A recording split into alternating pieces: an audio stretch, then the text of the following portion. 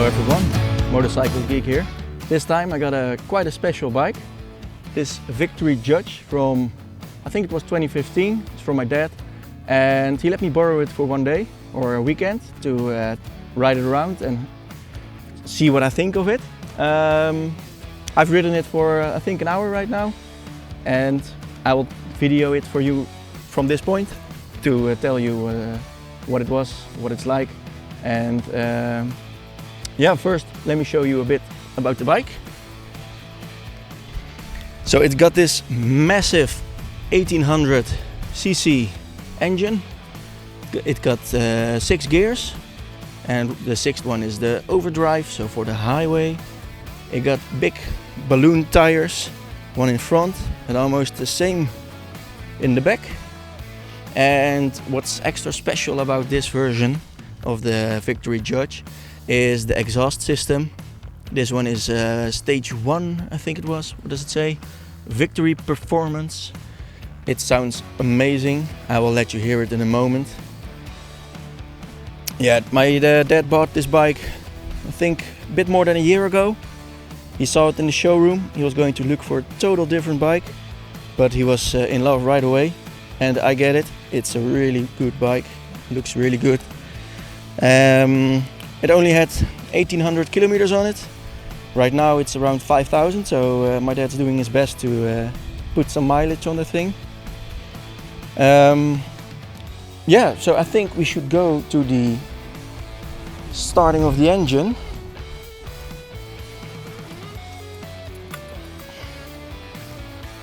It sounds really good with these exhausts.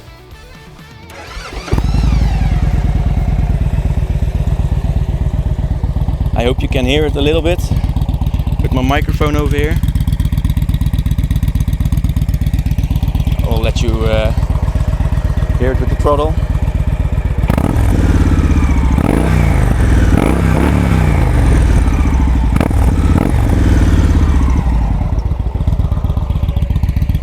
Sounds really, really good. It's so much fun to just blip the throttle, have those bangs out, and yeah, it's a really cool feature of this bike. I'm going to put on my helmet, put my camera over here, and I'll see you in a moment. Alright, welcome back. Let's get this test started. First of all, the feet on the front still weirds me out. It's so strange. I'm used to my own bike. It's underneath me, and now you have to put it in front. So the first few moments when I rode this bike around, I have rode it to work a couple times, and I just rode around for an hour.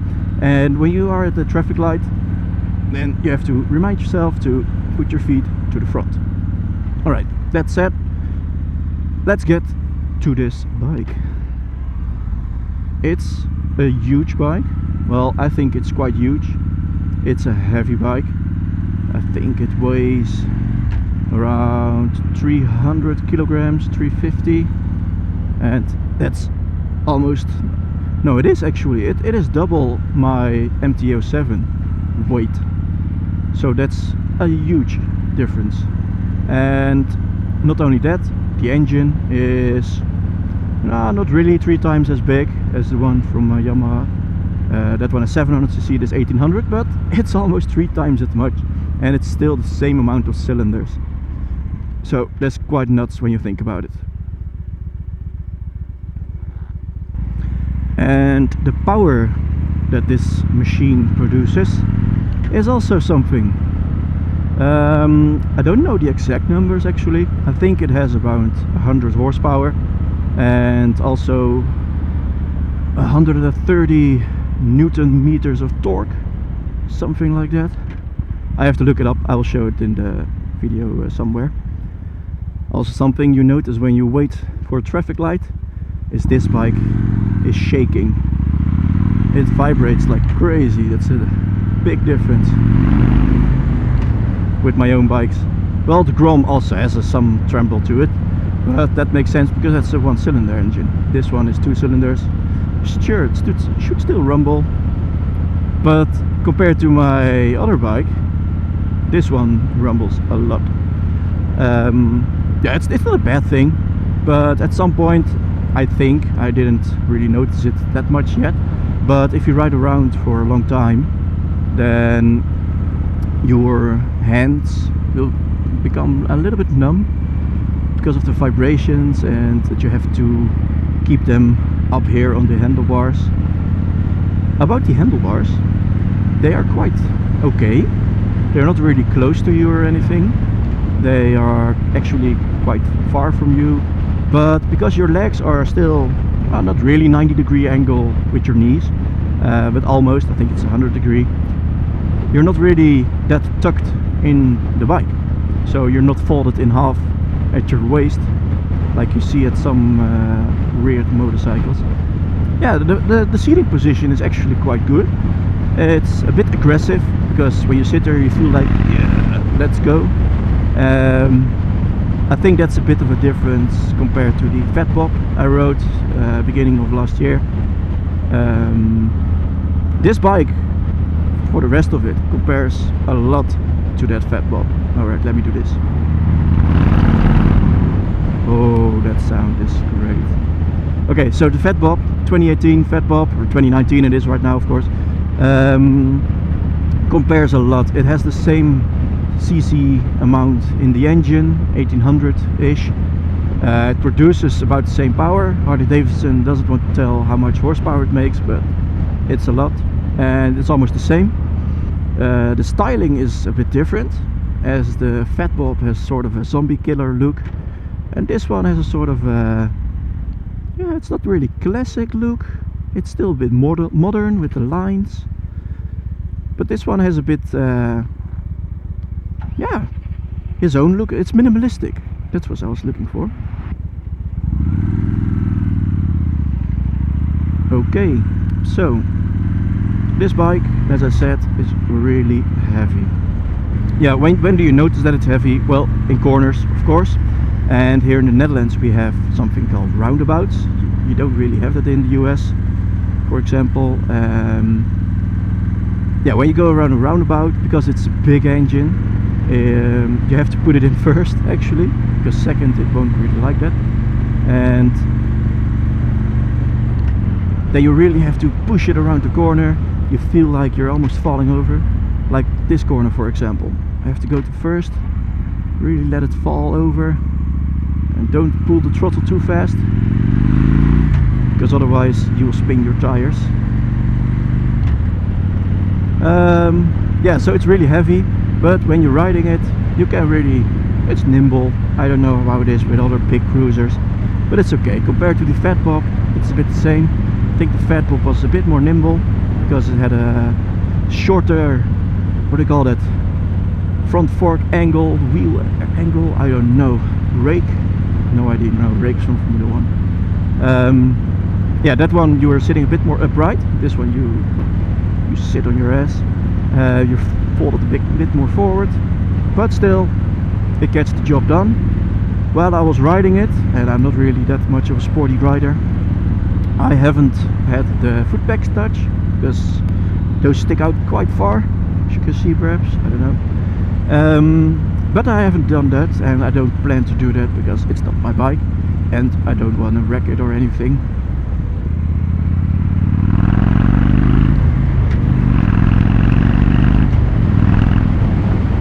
By the way, this bike accelerates like crazy. I mean, what I did just now was, I think, 25% throttle. I'm already in fourth, so I can ride it slow.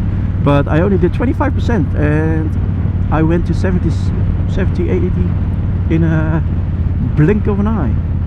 I will do quite a better acceleration test later. I have a spot for that. But this bike accelerates very good. The downside, actually, or for that acceleration, the downside is that you also have to stop. And because this bike is so damn heavy, stopping is a bit of a downside for this one. It has a single disc in the front. I don't know how many calipers on the brake pads, but it also got a disc in the back, which is quite large actually compared to like a standard bike. It has a very big disc. But the problem is, because it's quite a big disc, it's heavy in the front, this bike. When you pull the rear brake or push the rear brake with your foot too much, the rear wheel might block, and with a bike that weighs over 300 kilograms, you don't really want that to happen, do we? So yeah, when you plan on riding it a bit more sporty, keep in mind that your brake distance will be quite long.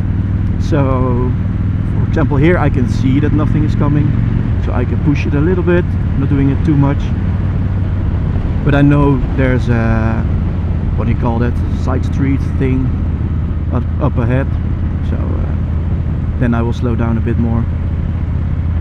But nobody's there. Yeah, if you could put a windscreen on it for the distance on the highway, some luggage, some nice leather bags, and then I can imagine this would really ride very good in the mountains. Yeah, so handling is quite okay. As you see right now, I'm doing 50 kilometers an hour over here, which is the norm. You're not allowed to go faster than that. But on this bike, you don't really want to go faster. This is fine. I mean, it's steering, it's okay, it's planted in the corners. You don't really feel like it's wiggling or anything. You could just keep it going.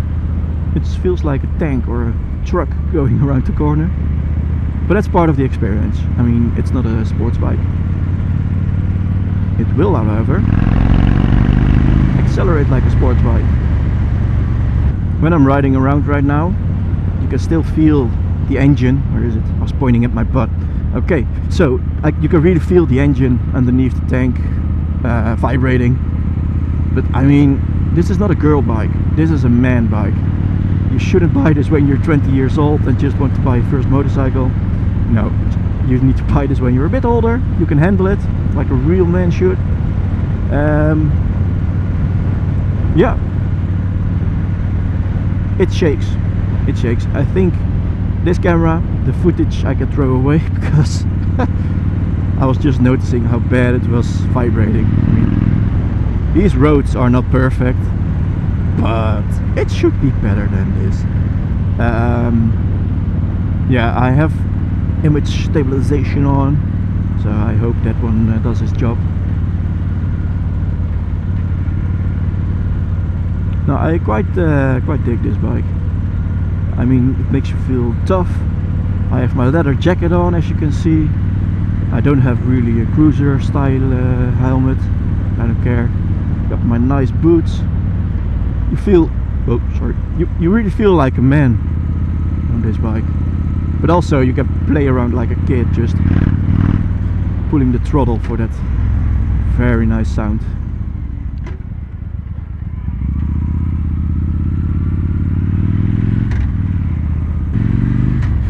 Alright, so this is a bumpy road, really bumpy road, as you can see on this camera.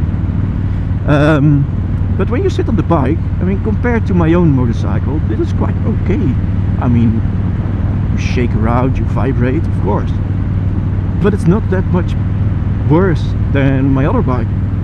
The downside is that with this one you cannot really, I mean, stand up or anything, so you can get the hits in your legs, you know, your own suspension. But still, it's okay. Yeah, it's not an adventure bike, but it does just fine. What I also noticed when I was riding this the other day is that it's just, yeah, you don't really get, what do you call it, invited to really pull the throttle and go fast. And no, this one invites you to relax and enjoy your ride and just be on your motorcycle somewhere in nature on this empty road, having the American dream here in Europe. Yeah, this bike makes you relax better than any other standard bike. But I think that's more the cruiser way of riding a motorcycle than that it's really for this bike. But at least this bike does it.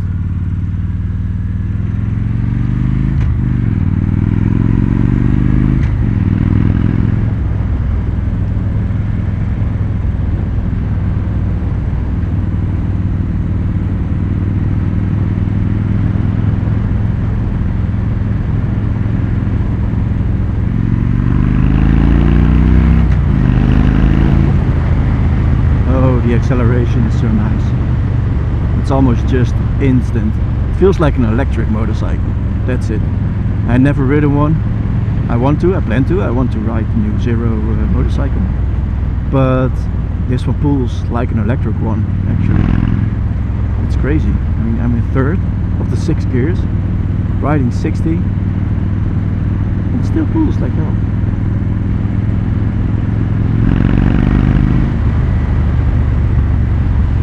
But again, you need to brake, because otherwise you will fly out the corner. And you don't want that, especially not on somebody else's bike. But for these roads, when I ride around here on my own bike, then I think I ride 80, something like that, 70, 80, sometimes a bit more on the straights, I don't know. Here 60 on this bike, it's fine. Oh, by the way, I forgot about it. The seating is actually quite good. It fits my ass perfect. It has a higher back part, so even when you pull the throttle you don't twist around. It's actually quite nice. And also the tank, it narrows down along the way over here, yeah, which is quite good because you can grip the tank with your knees, and that's quite a big difference compared to the Fat Bob. The Fat Bob one has some weird tank that's planted on the bike almost, as it looks, and it has this air intake on the right side, if I'm correct. Yeah, that one is annoying. This one doesn't have all that stuff. It's quite good. The fuel consumption should be quite bad because it's a huge engine, so it should drink like crazy. But it has also a huge gas tank. Compared to the Fat Bob and Indian Scout, this tank is huge. I think the Indian Scout had like 12 liters, around 3 gallons, I think it was. The Fat Bob as well, I think it has a maximum of 14 even. That's not a lot. Before I started today filming and riding, I had the gas light on and I filled it up, and it was 17 liters, almost 18 liters that went in there.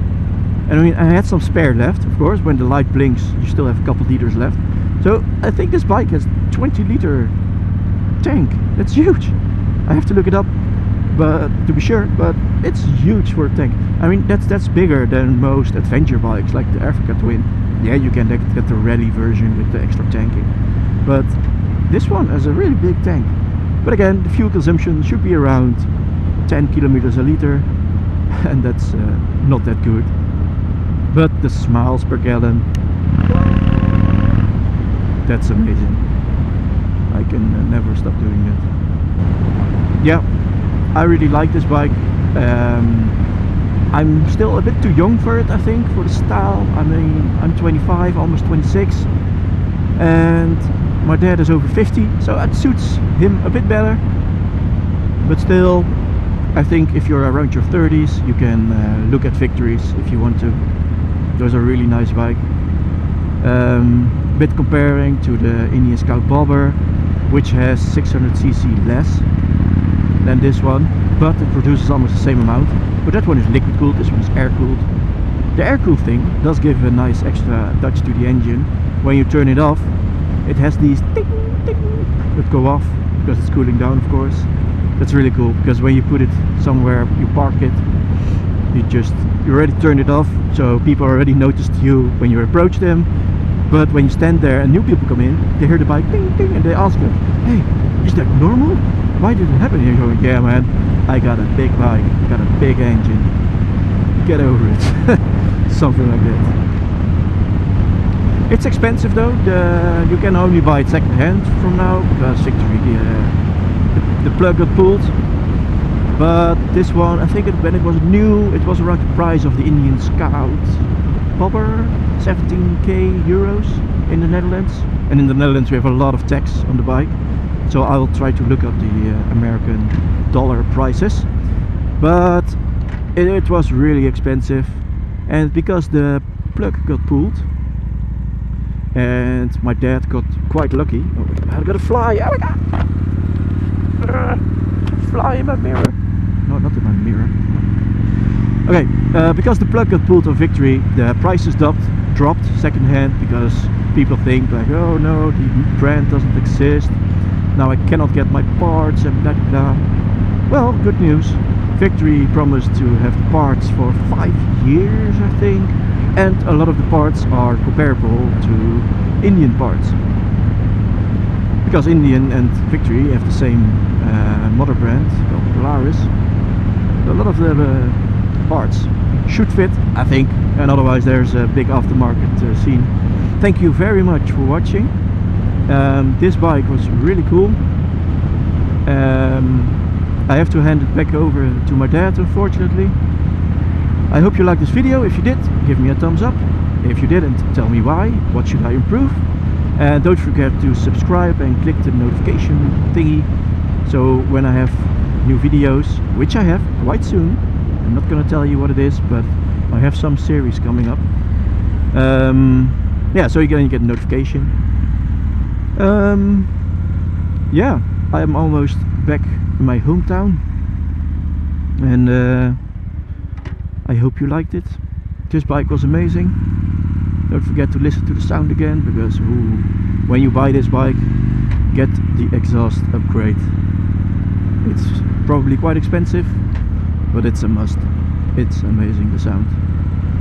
Alright, I keep on mumbling. See you guys next time. Bye.